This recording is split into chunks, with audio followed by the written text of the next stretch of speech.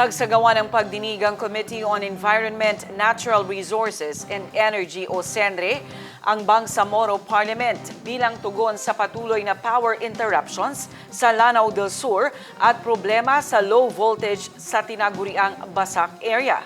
Layunin ng pagdinig na makalikom ng sapat na impormasyon upang makabuo ng mga panukalang batas na magpapabuti sa distribusyon ng kuryente sa lalawigan.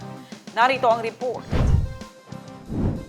Ang isinagawang pagdinig ay bunga ng inihain na Proposed Resolution No. 729 at privilege speech ng isang mambabatas na nagbigay diin sa paulit-ulit na brownout na direktang nakaapekto sa pang-araw-araw na pamumuhay at kabuhayan ng mga residente. Sa pagdinig, iginiit ng mga lokal na opisyal mula sa Basak area na binubuo ng 10 munisipalidad na saklaw ng Electric Cooperative ng lalawigan na bagamat may power interruption sa buong Lanao del Sur, mas matindi ang epekto ng low voltage sa kanilang mga lugar. Anila, apektado hindi lamang ang mga kabahayan kundi pati ang mga negosyo at serbisyong panlipunan. Inilahad naman ng Lanao del Sur Electric Cooperative Incorporated ang ilang operational challenges na kinahaharap nito, kabilang ang kakulangan sa substations, mataas na system losses, mababang collection efficiency, at libo-libong unmetered member-consumer connection sa buong probinsya, lalo na sa Basak area.